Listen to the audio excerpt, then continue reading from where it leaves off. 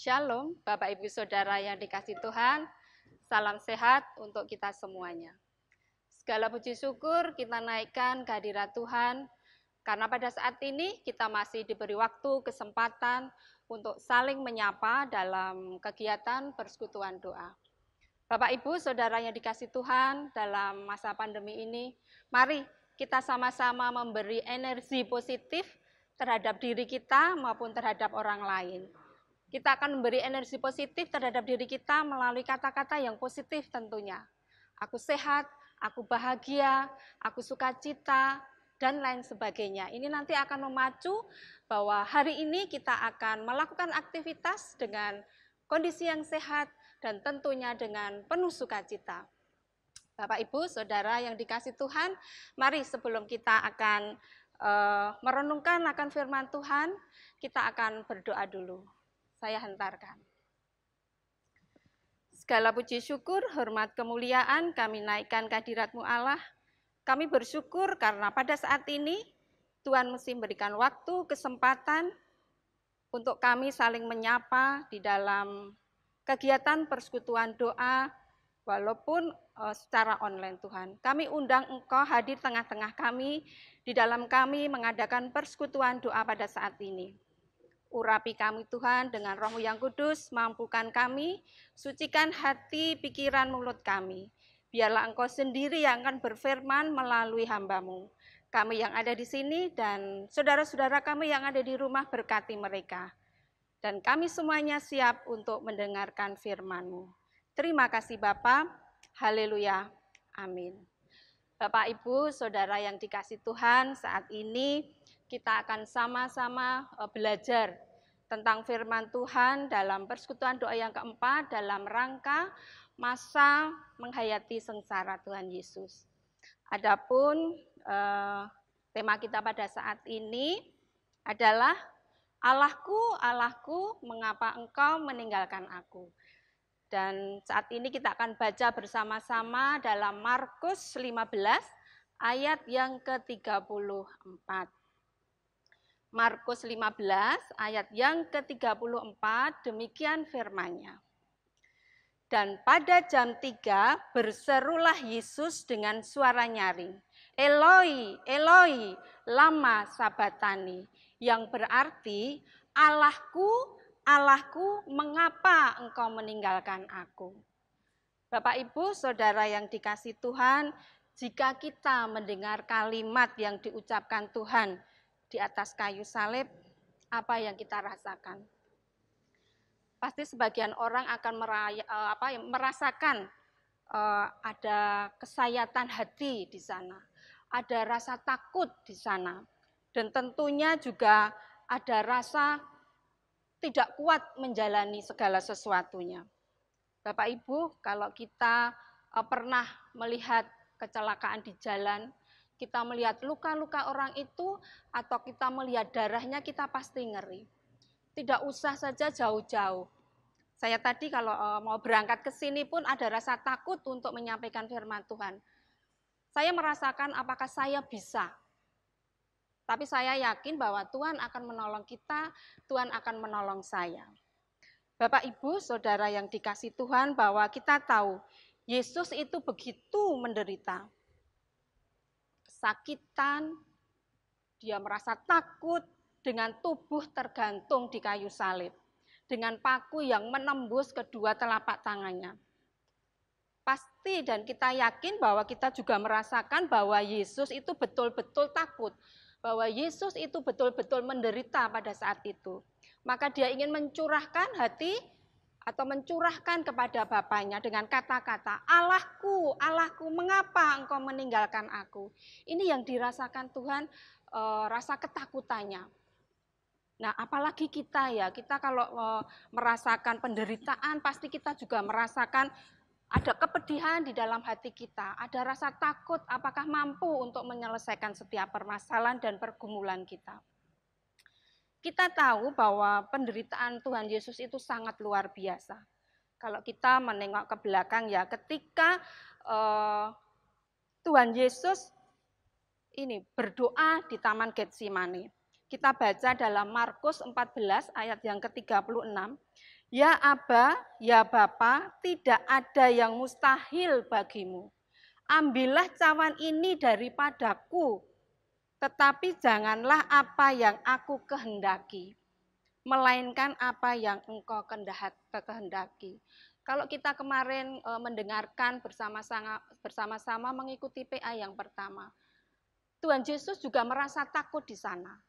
Dan rasa takut itu adalah hal yang wajar. Kita pernah merasakan takut, apalagi Tuhan. Ketika minta cawan penderitaannya ini berlalu, justru Bapaknya ini malah mengizinkan terjadi terhadap Tuhan Yesus. Tetapi Tuhan mengatakan, apa yang engkau kehendaki. Jadi Tuhan Yesus harus melakukan apa yang dikehendaki Tuhan. Walaupun dia merasa menderita, walaupun Tuhan Yesus merasa takut di situ. Dan kita juga melihat ketika Tuhan Yesus ini butuh pendamping dalam pergumulannya di Taman Getsemani, apa yang terjadi? Murid-muridnya tidur dengan pulas. Ini, Tuhan ingin sekali ada yang mendampingi, ada yang menemani pada waktu dia merasakan ketakutan ini. Tapi justru murid-muridnya ini malah tertidur dengan lelap. Dan ketika Tuhan Yesus itu butuh teman untuk menghiburnya, justru apa yang terjadi? Dia dikhianati oleh muridnya sendiri, yaitu Yudas. Tuhan dijual dengan 30 keping. Untuk apa? Kesenangan dirinya. Dia tidak memikirkan bahwa gurunya itu merasa sakit, merasa ketakutan. Justru dia mengkhianatinya. Ini, Tuhan ingin teman, tetapi justru temannya ini malah mengkhianatinya dengan menjual Tuhan Yesus. Dan juga kita tahu bahwa Petrus pun juga siap untuk menemani. Petrus pun beberapa kali mengatakan bahwa aku mengasihi engkau ya Tuhan. Tapi apa yang terjadi? Justru Petrus ini menyangkal Yesus pada waktu Tuhan Yesus ditangkap. Dia mengatakan dia tidak kenal dengan Yesus. Nah, inilah Tuhan Yesus merasa bahwa teman-temannya atau sekitarnya meninggalkannya pada waktu dia merasa butuh seseorang mendampingi, butuh seseorang yang menemani dalam penderitaannya. Mungkin juga kita alami juga dalam kehidupan sehari-hari. Kita baru merasa sedih, kita baru merasa banyak pergumulan, tapi teman-teman kita meninggalkannya. Apalagi Tuhan Yesus ya, Tuhan Yesus juga ingin sekali, walaupun Tuhan Yesus itu sebetulnya mampu untuk mengatasi semuanya, karena pada waktu itu Tuhan Yesus sedang merasakan sakit, sedang merasakan penderitaan, dan waktu itu juga Tuhan Yesus sebagai manusia. Nah, ini yang dirasakan Tuhan Yesus. Dan Yesus pun juga harus memikul salibnya sendiri. Dia dicaci, dia dimaki, dia dicambuk, dia dihina. Nah, dia harus membawa salibnya sendiri sampai ke Gunung Golgota. Tuhan Yesus harus menjalani semuanya itu. Biarlah kehendakmu saja yang terjadi Allah. Nah, ini kehendak Tuhan saja yang terjadi. Nah, Bapak Ibu, Saudara yang dikasih Tuhan, bahwa penderitaan yang dirasakan Yesus itu ketika berteriak dengan nyaring, Eloi, Eloi, lama sabatani, yang berarti Allahku, Allahku, mengapa engkau meninggalkan aku? Nah, mungkin teriakan Yesus ini kadang tidak dimengerti manusia atau dimengerti kita semuanya. Nah, pada saat merasakan kesakitan dan kematiannya ini semakin mendekat, Yesus merasakan bahwa Bapaknya yang di surga ini meninggalkannya. Kita tahu bahwa penderitaan terbesar Yesus adalah ketika dia ditinggalkan oleh Bapaknya. Namun yang pasti, teriakan Tuhan Yesus di kayu salib ini adalah teriakan awal kemenangan. Teriakan awal kemenangan atas kuasa dosa dan maut. Nah, Bapak Ibu, Saudara yang dikasih Tuhan, bahwa pengorbanan Tuhan Yesus yang rela menderita di kayu salib itu demi siapa? demi kita umat manusia, untuk menebus dosa-dosa umat manusia. Karena apa? Penderitaan Tuhan Yesus. Tuhan Yesus rela di kayu salib.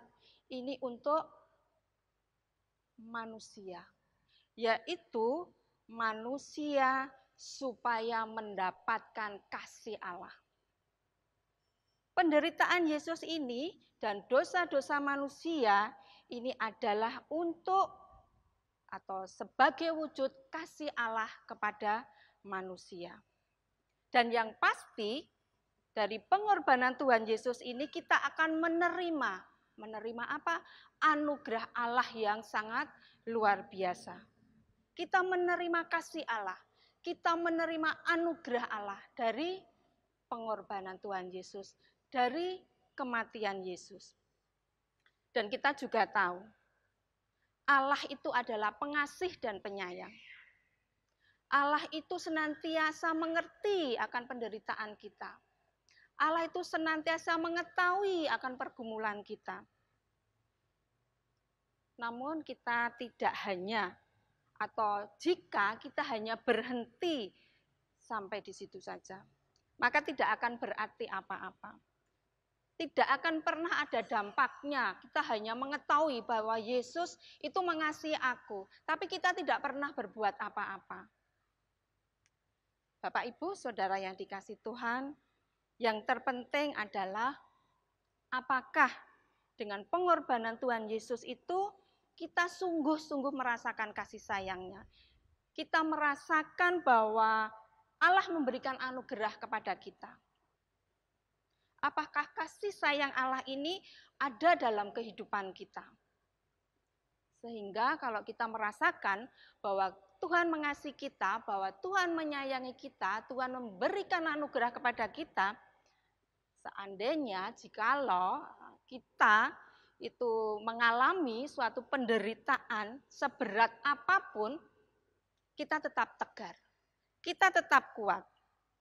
Dan kita tentunya tidak akan pernah kehilangan pengharapan. Itu intinya di situ. Dengan pengorbanan Tuhan di kayu salib, kita akan merasakan bahwa betapa penderitaan Tuhan itu tidak sebanding dengan penderitaan yang kita alami sehari-hari. Tidak ada apa-apanya. Karena apa? Penderitaan yang berat itu sudah dipikul oleh Tuhan Yesus di kayu salib. Sehingga manusia tidak perlu lagi meneriakkan dan mempertanyakan kehadiran Allah dalam penderitaan kita. Karena Tuhan pasti akan menolong. Kalau kita meminta tentunya. Sebetulnya tanpa meminta pun Tuhan akan menolong kita. Tapi Tuhan ingin supaya kita meminta pertolongan dari Tuhan. Seperti Tuhan Yesus juga memohon pada waktu di Taman Getsemane. Nah, saat ini kita itu hanya tinggal mengalami kehadiran Allah di dalam kehidupan kita. Jadi kita tidak perlu khawatir, karena semuanya beban berat kita sudah dipikul oleh Tuhan di atas kayu salib. Nah, Bapak Ibu Saudara yang dikasihi Tuhan, sampai saat ini pandemi COVID-19 ini terus berkepanjangan. Sampai saat ini belum berhenti. Masih terus saja ada yang terpapar COVID-19. Nah, dan tentunya virus ini juga menguras bukan hanya pikiran kita, materi kita, tetapi tentunya juga nyawa kita. Dan ini semuanya, virus COVID-19 ini membawa kita pada kondisi yang sangat berat.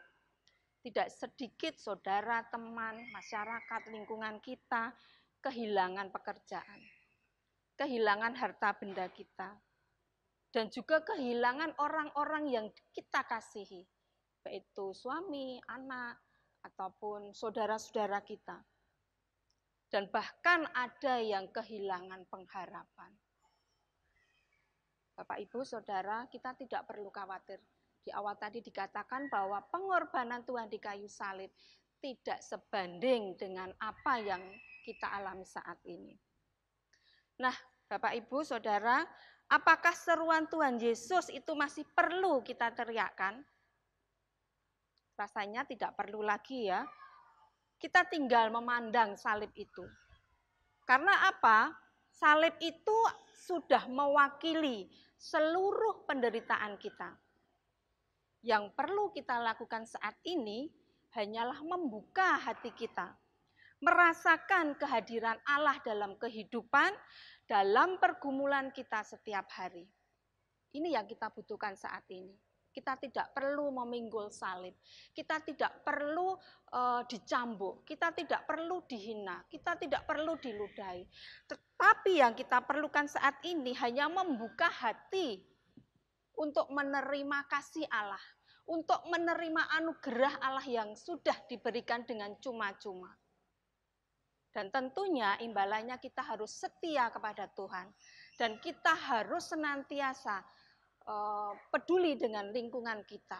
Dan kita harus senantiasa peka terhadap hati lingkungan di dalam kehidupan kita.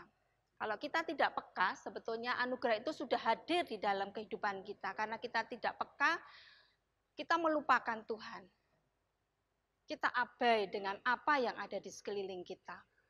Bapak, Ibu, Saudara yang dikasihi Tuhan, biarlah renungan kita pada saat ini, persekutuan pada saat ini kita sama-sama menghayati pengorbanan Tuhan yang di kayu salib ini sungguh luar biasa, tidak main-main. Dan semuanya dosa-dosa kita dibayar lunas dengan darahnya yang kudus. Selamat merasakan kasih dan anugerah Tuhan. Selamat membuka hati kita, supaya kasih dan anugerah dari Tuhan Allah Bapa yang di surga tetap ada dalam kehidupan kita. Tuhan memberkati. Mari kita akan berdoa. Terima kasih Tuhan Yesus untuk firman-Mu pada saat ini. Ajarkan kami Tuhan untuk membuka hati kami, membuka diri kami, untuk menerima anugerah dan kasih sayang-Mu yang luar biasa. Biarlah kami boleh senantiasa seturut dengan kehendak-Mu, dan kami tidak akan menyia-nyiakan pengorbanan-Mu Tuhan di atas kayu salib. Karena Engkau telah lunas membayar kami, membayar dosa-dosa kami dengan darah-Mu yang kudus. Terima kasih Tuhan Yesus, di dalam satu nama Tuhan kami Yesus Kristus, kami sudah berdoa dan kami mengucap syukur. Haleluya. Amin.